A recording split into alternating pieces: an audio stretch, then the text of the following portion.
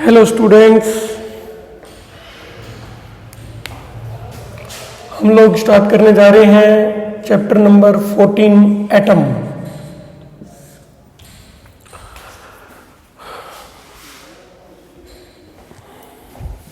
तो जो ये चैप्टर है अपना, वो बेसिकली न्यूक्लियस और एटम दो चैप्टर मिलकर जो है वो एक यूनिट बनाते हैं। एटम एंड न्यूक्लियस दोनों मिलकर अपने सिलेबस में एक यूनिट जो है वो बनाते हैं।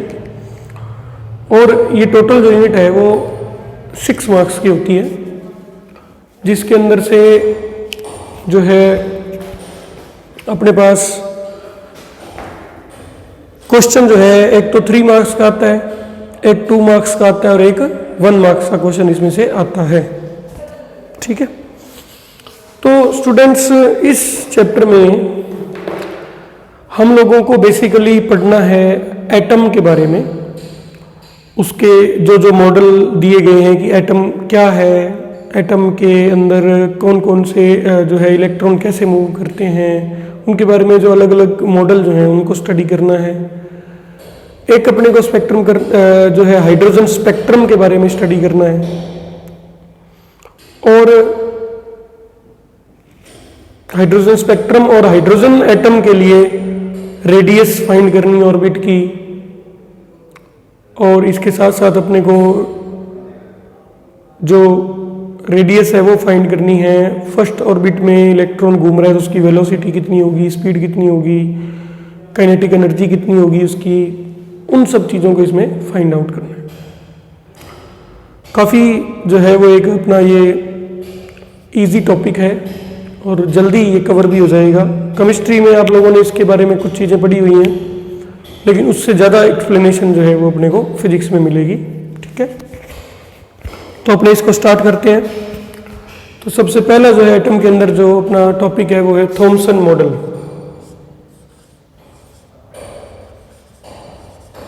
थॉमसन मॉडल ये बेसिक क्लास है आज अपनी, और इस बेसिक क्लास में अपने बहुत इंपॉर्टेंट जो चीज़ें हैं इसकी मेन वो स्टडी करेंगे। फिर उसके बाद में अपने जो है नेक्स्ट जो टॉपिक्स हैं वो आगे की क्लासेस में अपने किया करेंगे। तो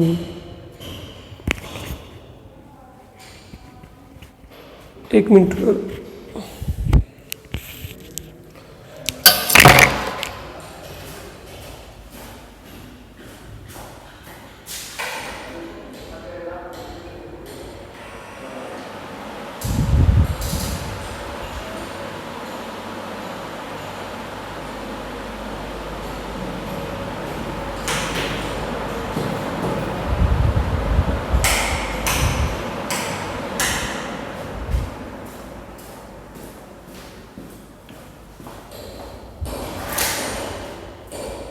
बच्चा थोड़ा लाइट्स का होना चाहिए। देखिए, अगर अपने बात करें थॉमसन मॉडल की, तो ये सबसे बेसिक मॉडल था। सबसे पहले आपको एटम के बारे में थोड़ी जानकारी दे दूं। एटम क्या है? एटम वो इंडिविजुअल यूनिट है, सबसे छोटी यूनिट है किसी भी मैटर की जो एग्जिस्ट करती है। किसी भी मैटर की, यानी सॉलिड लिक्विड गैस, किसी भी मैटर की सबसे जो छोटी बेसिक इकाई है जिससे वो पूरा मैटर जो है वो बना हुआ है, उसको अपने कहते हैं एटम। जैसे अपने एक एग्जांपल लेते हैं, मान लीजिए कि हमारे पास में कोई एक वुडन ब्लॉक है, वुडन ब्लॉक है। इस ब्लॉक को अपने क्या करें, क्रश कर दें, तो इसका क्या बन जाएगा, बुरादा बन जाएगा, फिलिंग्स बन जाएंगी इसकी। वो जो छोटे छोटे जो पार्टिकल्स हैं, वो पार्टिकल भी बहुत से एटम से मिलकर बने हैं। आपको पिक्चर जो एटम की इस तरह से क्लियर होगी कि इतना छोटा है कि वो एक छोटा सा जो इसका कण होगा, जो पार्टिकल होगा, वो भी बहुत से एटम से मिलकर बना है। ठीक है, फिर उस जो अपना ये एटम होगा, उस एटम, उस पार्टिकल में जो सबसे लास्ट होगी, यानी हम उस पार्टिकल को और तोड़ें और क्रश करें, जो सबसे लास्ट यूनिट बचेगी जिसको और ज्यादा नहीं तोड़ा जा सकता, दैट विल बी एटम। ठीक है, हालांकि एटम के अंदर भी चीजें होती हैं, जैसे हम लोग कहते हैं ना भारत अविभाज्य है, तो इसका मतलब ये थोड़ा है कि भारत जो है वो उसके अंदर अलग अलग चीजें, उसके अंदर पार्ट्स नहीं है। पार्ट्स तो है लेकिन जो बेसिक भारत अविभाज्य है, यानी कि उसके और ज्यादा टुकड़े नहीं हो सकते। उसके अंदर जो राज्य है, जो जिले हैं, वो तो है ही ना। ऐसे ही एटम वो यूनिट है जिसके और ज्यादा जो है हम लोग टुकड़े नहीं कर सकते। That is the last existing जो है अपना स्टेबल चीज है एटम। ठीक है, उस एटम के 10 एटम इकट्ठे हुए तो उन्होंने एक पार्टिकल बना दिया छोटा सा, उस वुड का, जिस वुड की मैं एग्जांपल ले रहा था। फिर उस छोटे छोटे टुकड़े फिर जुड़ गए इकट्ठे हो गए, तो बहुत से एटम जुड़ के ये पूरा ब्लॉक बन गया। ठीक है, तो इस ब्लॉक को ऐसे क्रश करते जाए तो छोटे पार्टिकल बनेंगे। वो छोटे पार्टिकल के अंदर भी छोटे छोटे, उससे भी छोटे और क्या होंगे, एटम होंगे। और एटम का जो साइज है वो आप खुद ही अंदाजा लगा सकते हैं, 10⁻⁻10 मीटर होता है। इसकी जो रेडियस है वो 10⁻⁻10 मीटर होती है। तो बहुत छोटा होता है ये, और इसको खुली आंखों से नहीं देख पाते अपने इतनी छोटी चीज को, क्योंकि हमको वो जो है इकट्ठा ही लगता है। हमको जो लगता है वो इकट्ठा ही लगता है कि सब कुछ जो है वो इकट्ठा ही है। होते तो है उसके अंदर पार्टिकल, जैसे मान लो ये 2 डॉट बनाऊं, तो ये दोनों डॉट आपको एक साथ ही लगेंगे, भी साथ में चिपके हुए हैं। ठीक है, लेकिन वास्तव में इनके बीच में जब नजदीक से देखते हैं थोड़ी सी क्या है, जगह छोड़ी हुई है। तो अपनी आंखों का जो विजन होता है उसके अकॉर्डिंग अपने एटम को नहीं देख पाते, इतना छोटा होता है। ठीक, खैर एक जो चीज इसके अंदर इस चैप्टर में जो सबसे इंपॉर्टेंट है वो आपको अभी थॉमसन मॉडल में ही थोड़ा मैं समझाऊंगा। तो एटम क्या है, बहुत ही स्मॉल यूनिट है, यानी उससे मिलकर ही पूरा मैटर जो है वो बनता है। इसकी रेडियस बहुत ही स्मॉल होती है, हम लोग इसको आंख से नहीं विजिबल कर सकते। तो जितने भी एक्सपेरिमेंट्स किए गए हैं वो बेसिकली एटम के बारे में किसी पार्टिकल्स को जो है वो बम्बार्ड करके, यानी पार्टिकल्स को इसके ऊपर प्रोजेक्ट करके कोलिजन करवा के मैटर पे, फिर एटम के बारे में क्या की गई है, स्टडी की गई है।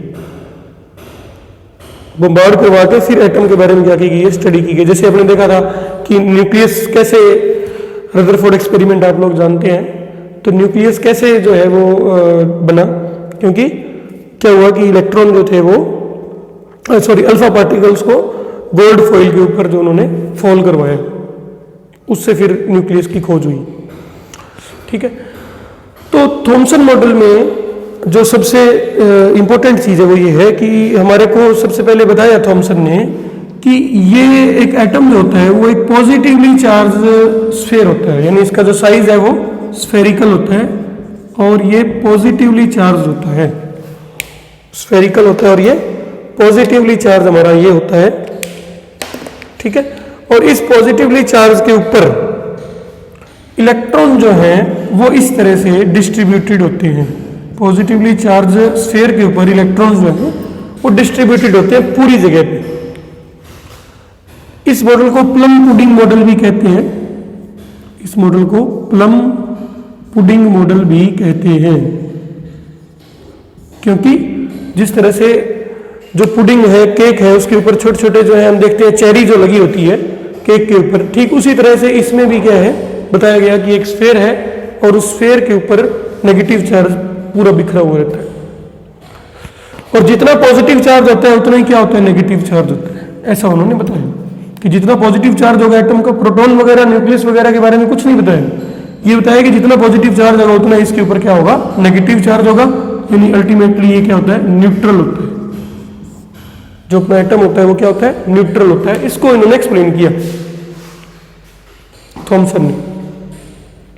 ठीक है, अब जो बेसिक इसका जो है वो एक ड्रॉबैक है।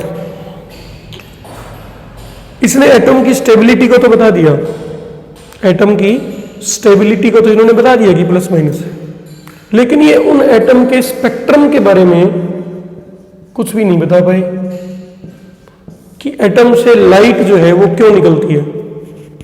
तो स्पेक्ट्रम क्या होता है, किसी भी एटम का, किसी भी गैस का, सब्सटेंस का, उसको थोड़ा अपने पहले समझते हैं, क्योंकि ये काफ़ी इंपॉर्टेंट चीज़ है, अपने को इस चैप्टर में जरूरत पड़ेगी उसकी, तो हम समझते हैं उसको।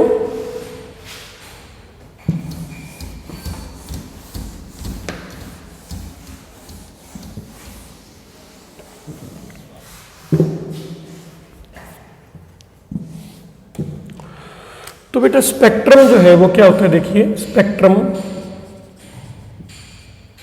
जब हमने कोई ट्यूब ली, मान लीजिए कोई टेस्ट ट्यूब ली, और इस ट्यूब को हमने बंद कर दिया ऊपर से कॉर्क लगा के, पहले हमने इसके अंदर कोई गैस भर दी, सपोज जैसे हाइड्रोजन गैस भर दी, ठीक है, और उसके बाद में इसको उन्होंने ऊपर से क्लोज कर दिया, और फिर हमने इसको हीट किया, गर्म किया, तो अपने देखेंगे कि इस टेस्ट ट्यूब में से अपने को कुछ लाइट दिखाई देगी अलग अलग कलर की।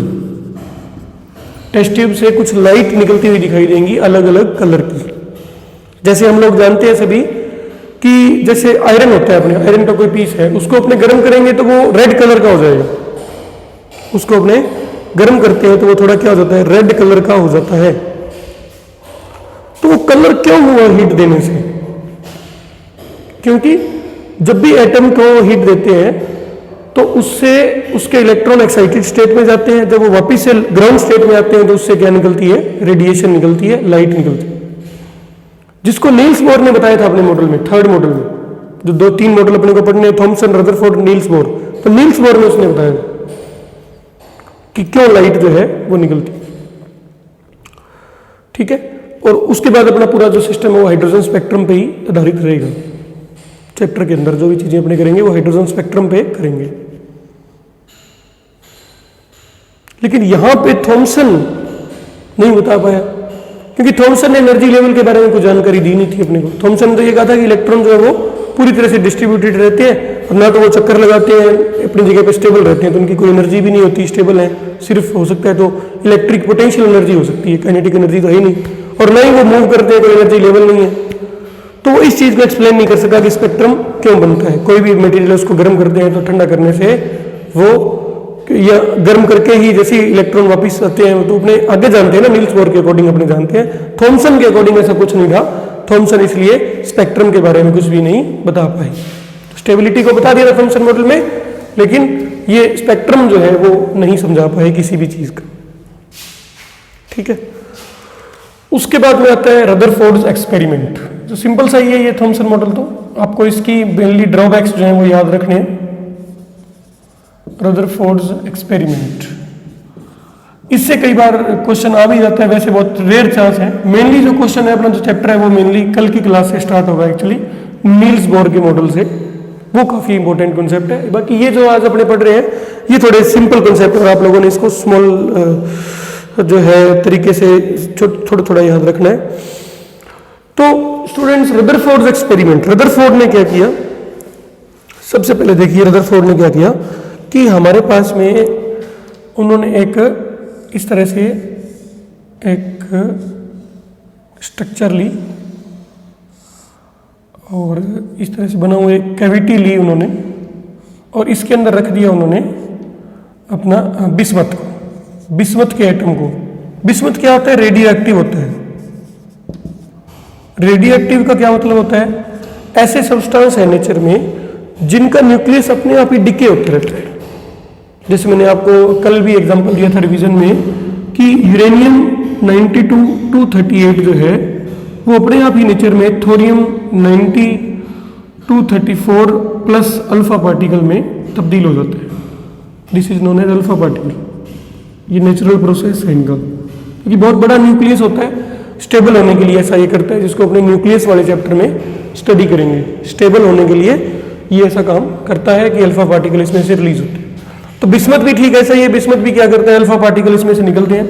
तो उन्होंने क्या किया, अल्फा पार्टिकल, अब अल्फा पार्टिकल चार्ज होते हैं, न्यूट्रल होते हैं, चार्ज होते हैं। कौन सा चार्ज होता है अल्फा पार्टिकल पे, पॉजिटिव चार्ज, He+2, ठीक है। डबली आयनाइज्ड हीलियम एटम को क्या बोलते हैं, अल्फा पार्टिकल बोलते हैं। तो बिस्मथ जो है उसमें से क्या निकले, अल्फा पार्टिकल निकले जो चार्ज है। इन्होंने उन अल्फा पार्टिकल को इकट्ठा करने के लिए यहाँ पे पोटेंशियल लगा दिया। भी अपने अल्फा पार्टिकल जो है वो पूरे मटेरियल में से इधर भी निकल सकते हैं, इधर भी निकल सकते हैं, तो उन्होंने उसका क्या किया, ऐसे 2 प्लेट्स लगा दी, प्लेट्स को पॉजिटिव कर दिया, पोटेंशियल डिफरेंस लगा दिया उस पर। तो उसकी वजह से क्या होगा कि अल्फा पार्टिकल पे फोर्स लगेगी, फोर्स लगने की वजह से वो जो है स्ट्रेट लाइन में मूव करेंगे, इकट्ठे हो जाएंगे। ठीक है, तो जो अलग अलग थे उनको उन्होंने क्या कर दिया, इकट्ठा कर दिया अल्फा पार्टिकल को। उसके बाद में उन्होंने इसके सामने रखी गोल्ड फॉइल। क्या रखा, गोल्ड फॉइल को रखा।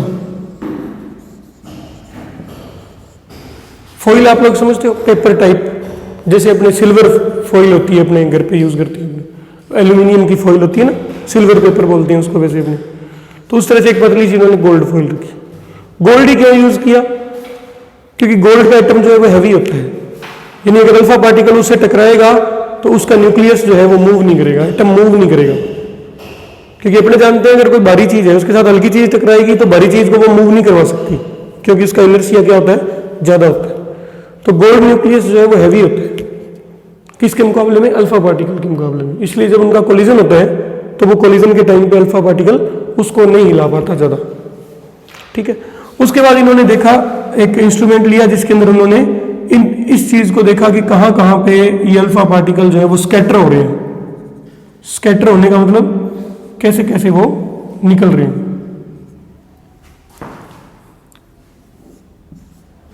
कैसे कैसे वो इससे निकल रहे हैं। किस में से निकल रहे हैं, अपनी गोल्ड फॉइल में से निकल रहे हैं। तो उन्होंने देखा कि ज्यादातर अल्फा पार्टिकल तो सीधे ही चले जाते हैं पीछे, ज्यादातर अल्फा पार्टिकल तो क्या होते हैं, सीधे निकल जाते हैं। इन्होंने ZnS जिंक सल्फेट का इन्होंने एक स्क्रीन ली। जिंक सल्फेट की प्रॉपर्टी होती है कि अगर उस पर कोई चार्ज पार्टिकल लगेगा तो वो इल्यूमिनेशन पैदा करेगा। जैसे हमारे घर पे जो टीवी होता है, जो अपने पुराने टीवी थे, ब्लैक एंड व्हाइट या कलर टीवी भी थे, तो उनके अंदर क्या था, जिंक सल्फेट की ही आगे कोटिंग होती थी। जब उस पर आके इलेक्ट्रॉन बीम लगता था, इलेक्ट्रॉन उसमें निकलते थे, cathode ray tube, CRT TV उनको बोलते थे। जब इलेक्ट्रॉन आके उनके लगते थे तो वहां पे इल्यूमिनेशन पैदा होता था, उसके अकॉर्डिंग पिक्चर जो है वो ड्रॉ होती थी। तो उसी तरह से इन्होंने भी कोई ZnS के अकॉर्डिंग इन चीजों को देखने के लिए यूज किया स्क्रीन का। यहां से यहां तक वो घूम सकती थी, वो मैं नहीं बना रहा इसके अंदर। तो यहां से उन्होंने अलग अलग जगहों पर अलग अलग एंगल देखे कि कैसे कैसे वो स्कैटर हो रहा है। स्कैटर का मतलब कैसे कैसे वो फैल रहा है। तो उन्होंने देखा कि मोस्टली 99% तो ऐसे होते हैं जो कि सीधे निकल जाते हैं। तो उन्होंने कहा ऐसे कैसे हो सकता है भाई, अगर थॉमसन मॉडल के अकॉर्डिंग स्फीयर पूरा है अपना, तो फिर इसमें से तो या तो इसको अगर इसके साथ कोलाइड होगा अल्फा पार्टिकल तो ये तो पूरे स्फीयर को ही साथ ले जाएगा, या फिर इससे टकरा के वापस आ जाएगा। अगर पूरा एटम जो भी हमने कहा वो पूरी एक सॉलिड चीज है, ठीक है, तो इससे कोई चीज टकराएगी तो वो वापस आएगी, या इसको धक्का मार के ले जाएगी। तो इसको धक्का मार के ले जा नहीं सकती क्यों, गोल्ड है। तो इससे उन्होंने क्या अंदाजा लगाया कि एटम जो है वो वास्तव में इस तरह से नहीं है। एटम जो है वो उसका जो मोस्टली पार्ट है वो क्या है, खाली है। कि एटम जो होता है वो एक्चुअली इसका जो मेन मास है वो कहां पे कंसंट्रेटेड होता है, उन्होंने बताया वो न्यूक्लियस के अंदर कंसंट्रेटेड होता है। न्यूक्लियस की जो खोज की, जो इसकी अपनी इनोवेशन, जो इसका अपने क्या कह सकते हैं इस वर्ड को, जो इन्होंने न्यूक्लियस को हमारा फाइंड किया, जो वो किन्होंने किया, इस एक्सपेरिमेंट में किया, रदरफोर्ड ने किया। तो कैसे पता चला उनको इस बात में कि भाई ये तो जो था, अगर तो ऐसा मॉडल होता थॉमसन वाला जिसमें उसने प्लम पुडिंग मॉडल कहा था कि भी ये तो पूरा स्फीयर फील्ड होता है, उसके ऊपर इलेक्ट्रॉन होते हैं, तो फिर अल्फा पार्टिकल इसमें से पार कैसे हो गया। तो अगर अल्फा पार्टिकल पार हुआ है तो इसका मतलब जो एटम्स हैं, यानी जो न्यूक्लियस है या जो भी फॉइल अपने देख रहे हैं उसके अंदर खाली जगह है, और जो मास है उसका वो पूरा एक ही जगह पे क्या है, कंसंट्रेटेड है। उस जगह को क्या बोलते हैं, न्यूक्लियस बोलते हैं। ठीक है, और न्यूक्लियस जो है पॉजिटिवली चार्ज होता है, ऐसा उन्होंने कहा। ऐसा उन्होंने किस बात को देखकर कहा, क्योंकि एविडेंस उनको ये मिलेगी कुछ अल्फा पार्टिकल टकराते नहीं हैं, सॉरी टकराते तो हैं लेकिन वापिस नहीं आते, किसी एंगल पे डेविएट हो जाते हैं, वापिस वो नहीं आते हैं, किसी एंगल पे वो क्या हो रहे हैं, डेविएट हो रहे हैं। तो उनके लिए उन्होंने एक्सप्लेनेशन दिया, बताया कि न्यूक्लियस जो है वो पॉजिटिवली चार्ज है, न्यूक्लियस जो है वो पॉजिटिवली चार्ज है, और क्योंकि अल्फा पार्टिकल इसके जितना पास आता है उतनी ज्यादा अल्फा पार्टिकल पे फोर्स बढ़ती चली जाती है और उस फोर्स की वजह से ये एक्सेलरेट होके दूर चला जाता है। ठीक है, और पास आएगा तो और ज्यादा क्या होगा, डिफ्लेक्ट होगा। जितना दूर से गुजरेगा न्यूक्लियस के उतना ही वो क्या रहेगा, कम डिफ्लेक्ट होगा। मान लो 3 अल्फा पार्टिकल मैंने लिए ए बी सी, तो बी जो है वो थोड़ा, ए जो है बहुत दूर से गया न्यूक्लियस के, थोड़ा सा डिफ्लेक्ट हुआ, बी जो है वो थोड़ा पास से गुजरा इसलिए थोड़ा डिफ्लेक्ट हुआ, सी जो है बिल्कुल पास से गुजरा वो पूरा डिफ्लेक्ट हुआ। और उन्होंने देखा कि 8000 में से एक ऐसा था जो इस तरह से डिफ्लेक्ट हुआ, यानी इसको अपने ऐसे नहीं मोड़ेंगे, जिस पाथ पे वो जा रहा था उसी पे ही वो क्या आया, वापिस लौट आया, due to force of repulsion of nucleus and alpha particle. क्योंकि अल्फा पार्टिकल भी कैसा चार्ज है, पॉजिटिवली, और हमारा जो न्यूक्लियस है वो भी कैसा चार्ज है, पॉजिटिवली। तो एक चीज यहां पे विशेष ध्यान रखिए, जो अल्फा, इसके अंदर जो कोलिजन होता है हमारा, जो टक्कर होती है हमारी, वो इस तरह से होती है कि उसके अंदर वाकई में कॉन्टैक्ट नहीं होता वहां पर, यानी अल्फा पार्टिकल न्यूक्लियस के कॉन्टैक्ट में आकर नहीं भागा, मास की वजह से नहीं भागा, बल्कि उसके चार्ज की वजह से अल्फा पार्टिकल 180 डिग्री पे क्या हो गया, डिफ्लेक्ट हो गया। क्योंकि ये जो अल्फा पार्टिकल था ये डायरेक्ट किस ओर गया था, न्यूक्लियस की ओर गया था। ये कहीं और तो जा नहीं सकता, न्यूक्लियस के अंदर भी नहीं जा सकता, क्योंकि इतनी जबरदस्त फोर्स इसके ऊपर लग रही है।